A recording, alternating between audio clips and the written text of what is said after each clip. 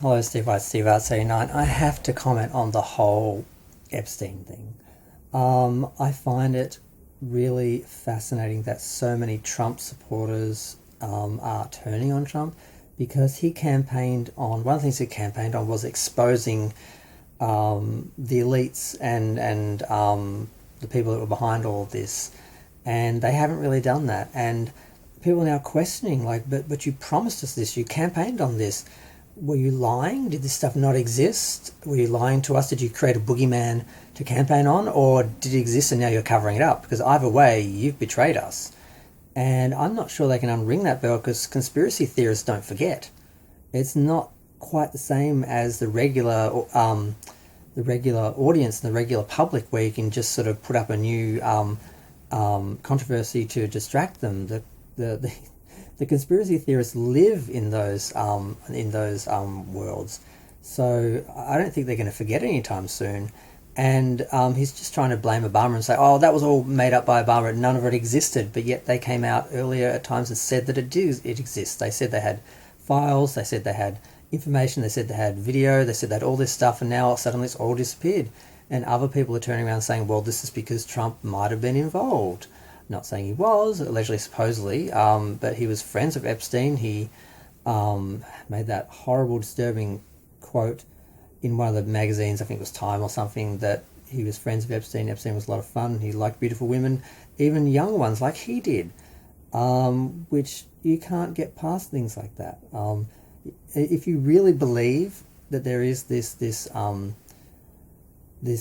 community of people who are preying on children, because before they were blaming the other side of politics, and Trump was going to come in and save it and get rid of them all. Now they're starting to see that maybe they are part of it, or that's I think where they're going with it, where they think that, well, if you're not doing anything to reveal it and destroy it, you must be protecting it or participating in it or something. So I'm not sure that paranoia and that, I mean, these people need something to hate and fear and fight against. And if you're not giving them a boogeyman, you're going to become the next boogeyman, because now, yeah, you can't just create something like that and then just, now you've won the election, just abandon it. You created this monster and it's going to keep going. It just depends on how you feed it. And it just seems like it's just really fascinating to sort of see all these people carrying on and that, and it's like, yeah, it's just like you engaged in this. I mean, why is people so surprised the idea that he might have lied and made all this up, or campaigned on things he never intended to do? All politicians do that. They tell you what you want to hear. They tell you what you want. So you vote for them, and then they do whatever suits them and their investors and the people that pay for them, their sponsors or whatever. So yeah, it's just fascinating just to see how it's unfolding. Like the whole thing with Elon Musk and him implying that Trump was in the Epstein files, and him implying that he might be one of these. I mean, who would ever think that maybe someone who has been found guilty of sexual assault could also be someone who, might do other things that they're not supposed to do to people who are vulnerable and people claim to want to protect. But yet they voted for someone who is alleged to actually be exactly what they're supposedly asking him to protect the public from. So it doesn't make any sense, didn't make any sense then, it doesn't make any sense now, but it's fascinating to watch. And Elon came out and said, we're going to create another party to counter Trump, and it's like, it's very messy. And we got through the first 4 years of Trump, his first, era.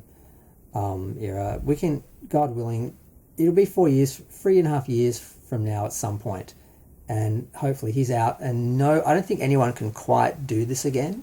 I don't think anyone can quite build up the history that Trump did and managed to engage the public at this time where,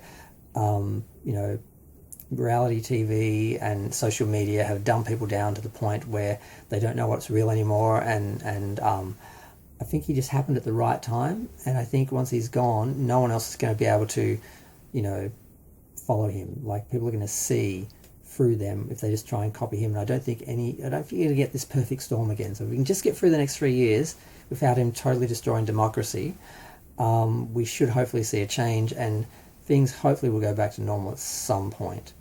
But it's kind of fascinating, and part of that would be if this large group he had that supported him fractions off because of things like this. But yeah, we'll see. I just had to comment on it for a minute because it's getting kind of fascinating and weird. But I'm going to go. Feel free to share, like, comment, subscribe. Maybe even view my channel, look for videos, because YouTube is not going to promote small content creators like me on your in your feed. So you have to go look for content and ding the bell and all that sort of stuff.